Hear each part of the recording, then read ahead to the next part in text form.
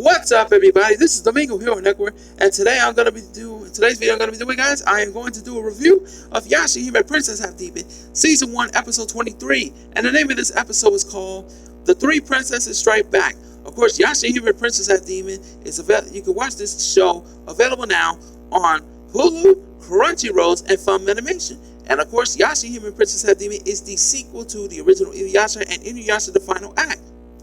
So we're going to get this review started, and before we start, stay tuned for episode 24. I'm going to review that one coming up after this video, and that's going to be the last episode for season 1 of Yashahime Princess Half Demon. And also in the future, I will do a review of Yashahime Princess Half Demon season 2 with those episodes coming up soon. So stay tuned for that, guys, in the future. Alright, guys, so let's get this review started. So here we go. We're going to review season 1, episode 23. So let's do this. So in this episode, Setsuna and Toa hire Moroha to help slay Zero. The trio successfully track Zero down, but Riku stands in their way. The episode picks up from the scene where last episode left off. At the airport in the modern era, Osamu Kira greets Sota Higurashi and his daughter Meg, informing them that he is Toa's homeroom teacher. Osamu Kira asks Sota how was Toa been doing these days since she's been absent, and Sota cover up the truth by telling Osamu Kira about Toa's, real medicine.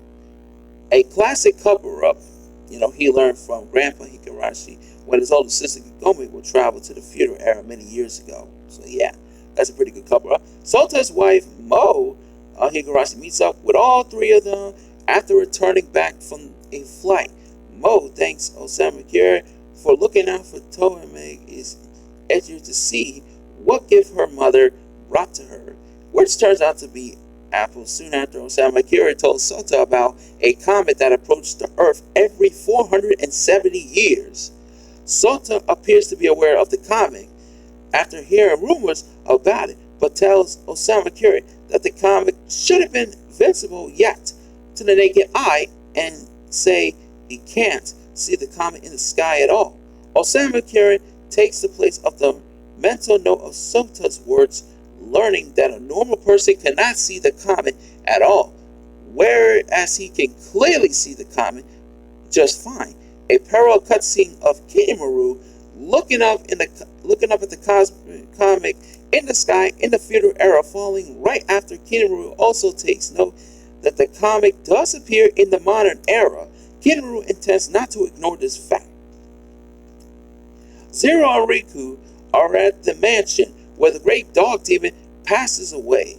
Zero picks up the soil/ashes of the great dog demon and talks to him through the ashes, saying, "This is who I am after all."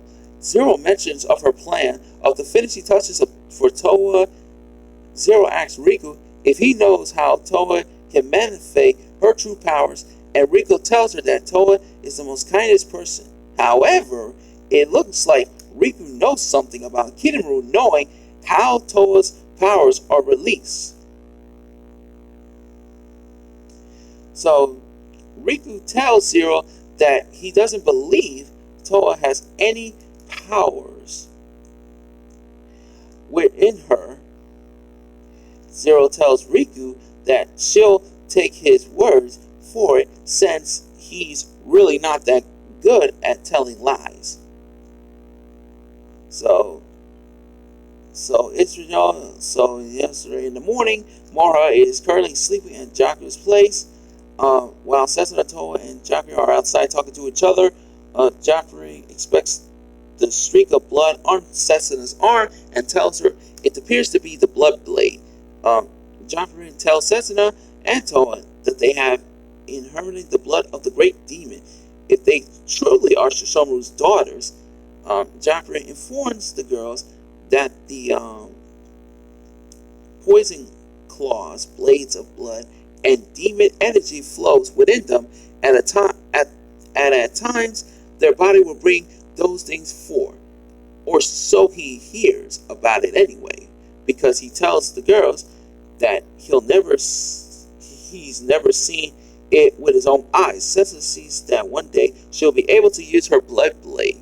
Moroha wakes up and greets Toa and Setsuna in Japanese with a good morning. Moroha is curious that if she learns any bounty hunting jobs, and she learns Toa and Setsuna are the ones that wants to hire her to help slay Zero. Toa and Setsuna plans on making the journey to find Zero as soon as dawn breaks. So Hisui and Takashio comes along, bringing a branch with Zero and Asura no Yamahiri on it, and Toa used it to get to the sense of Zero to track her down. Setsuna said it's finally time to repay her debts to Zero, and Moroha has happily agreed to join Toa and Setsuna to hunt Zero down. So Kinemura meets up with Shishomaru's mother at her castle, respectfully addressing her as Lady Shiv. Kinemura noticed that his sister Zero has been causing her some trouble, and Shishomaru's mother is aware of Zero's mentally affairs with Shishomaru's daughters, saying Zero has not changed. Both Kinemura and Shishomaru's mother struggle to see the point in Zero's meddling with Shishomaru's daughters. Shishomaru's mother say she does not care what happens to Setsuna or Toa, and Zero can do what she wants. She adds that the half-demon's true words comes from survival. Kinemura informs her that since he is being targeted by them, he simply cannot let the girls go unharmed. Kinemura soon after asks her if the windmill of time has moved at all. We see that the windmill of time is located near Shishomaru's mother's castle. She responds by telling them that the windmill of time hasn't moved, nor has she seen a kuru for several years. Kinemura tells her that Shishomaru is having a difficult time finding a kuru pinwheel. Kinemura also informed her that he thinks Shishomaru's true intention is to take care of his daughters. Shishomaru's mother, however, disagreed with Kinemura, saying that will almost make Shishomaru seem human and cannot be possible. Takashio drops Setsuna and Toa off to the burning mansion, and the girls split into different directions to find Zero. Toa succeeds in finding Zero, while Setsuna ends up encountering Riku, picking up the similar sense that he has with Kinemura. Zero tells Toa that she is behind her understanding, and Toa assumes that she can take that as a compliment. Zero wants Toa to show her the true powers she has. Wanted to see Toa's to prove her for herself.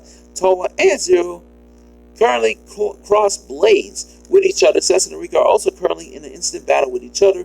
Zero used her powers against Toa as a result. Toa flies back. Moroha comes flying in on Kilala's back, using her sacred arrow to distance Zero from Toa, and Moroha follows up using her Crimson Dragon Wave on Zero, and while the Zero deflects Moroha's attack, saying Crimson Dragon favors white clouds. Moroha deflects back by shooting Toa's modern-day umbrella like an arrow, sending her attacks back to Zero. Zero sends the Crimson Dragon Wave attack once more, and Moroha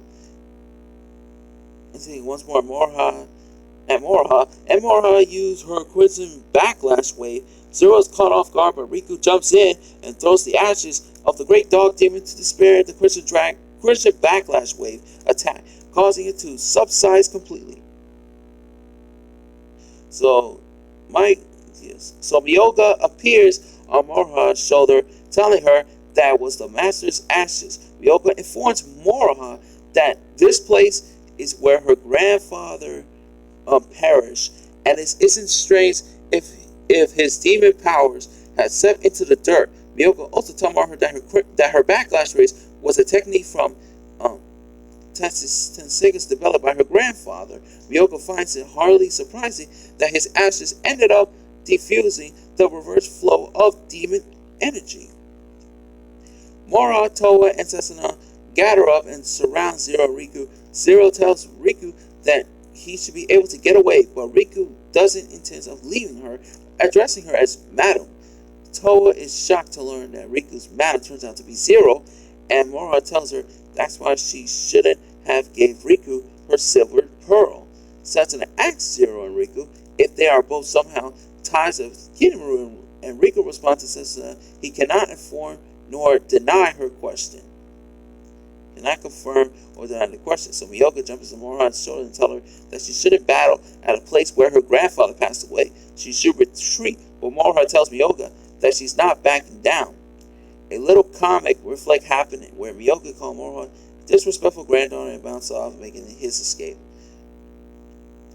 So Setsuna tells Riku to return the silver rainbow pearl back to them, and Zero tells Riku to simply give it back.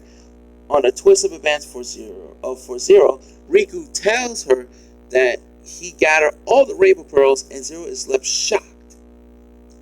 Riku tells Zero that he has 5 rainbow pearls on him, while the gold one is in Setsuna's right eye and the red one is on Moroha's rouge. Zero finds it humiliating how all her teals return to her at a place where the great dog demon died. Calling this some kind of faith, Zero is not happy that Riku brought all the rainbow pearls to her, and out of anger, she used her powers to gather all 7 of the pearls, including Setsuna's gold pearl and Moroha's red pearl, that leaves them possession without hesitation. All of the 7 rainbow pearls is currently floating and spins on the top of Zero's head. Setsuna's blood brain on her arm immediately reacts after the gold pearl has been forced out of her eye.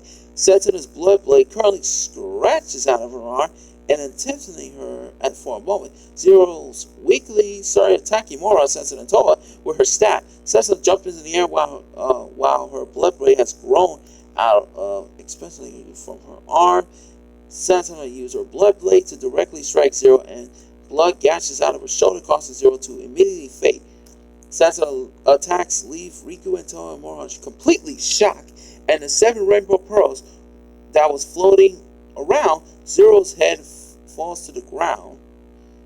The next scene showing Akuru skipping by with a spinning pinwheel in front of Shishoma Jonkin. Jonkin asks Shishoma if he isn't going to chase Akuru, and Shishoma doesn't pay mind to Jonkin's words and walks into the sacred tree, vanishing upon entering. Jonkin follows Sesshomaru and also vanishes as he enters the tree. The windwheel times slightly rotate counterclockwise, and Kinemuru has taken notice. Sesshomaru and Jonkin currently watch Rin asleep in the tree. At the same time, Zero is taking her last breath after being struck by Setsuna's blood blades. Rin's eyes and mouth open eventually within the tree, and Sesshomaru and Jonkin express the moment of shock. Sesshomaru knows that Zero is dying and wonders who struck her. Shishoma's mother is able to see Zero's pass through the underworld with her Mado stone. As the two ladies carry on a conversation with one another, Zero corrects Shishoma's mother, telling her that she was killed by Setsuna, and Shishoma's mother laughs at Zero. Finding her reason as death amusing, Zero claims she feels much better now in the underworld since Shishoma's wife, Rim, is connected to her. Zero expects Rin to meet her in the underground at any moment.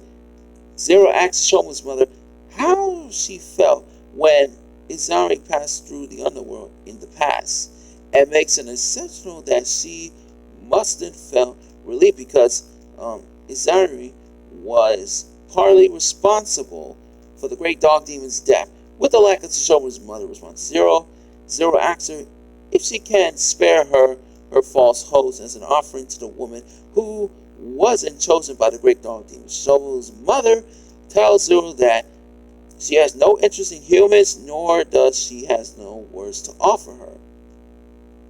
In the turns of events, Shoma's mother asks Zero what was it that she wanted to do, and Zero tells her that she wanted to protect Kinemuru from humans and half-demons. The two ladies made it clear that they do not like each other. Zero walks the path to the underworld, saying she disliked humans and half-demons, especially those who were in her name. The great dog demon's blood, Shishoma's mother instantly calls Zero out of her human triad jealousy and Zero becomes furious at her after being compared to human. At the burning mansion, Riku gathers holes and places down Zero's body on the ground. Shortly after, Shishoma appeared in front of all of them. Shishoma asked Setsuna, why did she use her own blade? Setsuna responded to Shishoma by showing her the blood blade in her arm, saying that she cuts Zero with it, and asked him if that isn't her own blade. Shishoma walks forward and draws his Tenseiga in front of Zero's dead body. In the midst of the moment, Zero in the underground is freed by Shishoma's mother, asking her what part of her make her human like Shishoma's mother tells Zero, woman who burned from love. How pitiful. Shishoma used his Tenseiga to slay the minions of the underground that surrounded Zero's compass, and Zero disappeared from the underworld. Towa and Moroha are confused at what Shishoma could have possibly cut, and shortly after, seeing that Zero come back to life, Rin, whose eyes and mouth were still open in the sacred tree, immediately closed once again at the moment Zero was brought back to life. Jockin tells to Rin, saying that was a close one, indicating that her life was in danger. So Moroha informs Towa and says the small information she knows about Tenseiga, telling them the sword saves the lives of the weak. Zero is deeply upset at Shishoma for using Tenseiga to bring her back to life, and telling him that she won't forgive him because Tenseiga is in the effects of the great dog demon. Simply tells her that he knew of no other mentor to bring her back to life. Riku tries to tell Zero to calm down, but Zero intends summoning the 7 rainbow pearls back to her. Seeing Zero in an emotional raging state, Towa relate herself with Zero. Towa thinks through how living in this world is hard. If you don't follow the set of rules, you're treated as an outcast. She recalls being so tired of it when she was living in the modern era, and tries to understand Zero's feelings, similarly of how she felt when she was in the modern era. Zero consistently yells to Shishoma that she will never forgive him. Zero used her staff, and out of anger, she used her power through her staff to break Shishoma's Tenseiga. Zero tells him that she lost her sense of self and always thought to leave dispointedly his daughters to Kinemuru.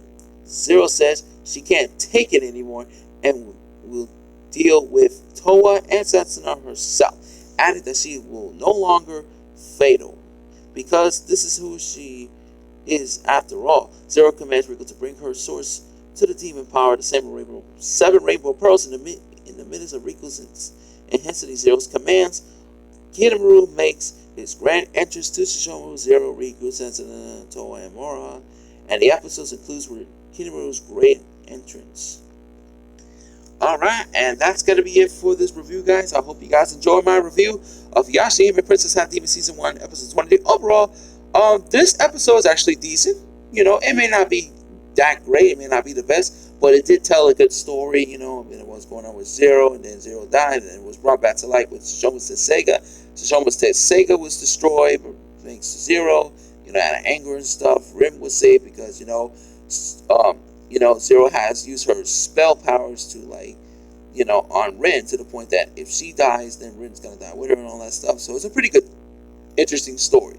Decent episode overall. But what do you guys think about episode 23 of Yashahime Princess Half Demon for season 1?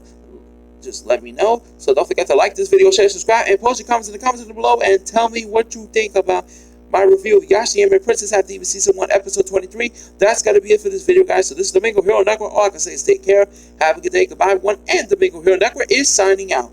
Peace.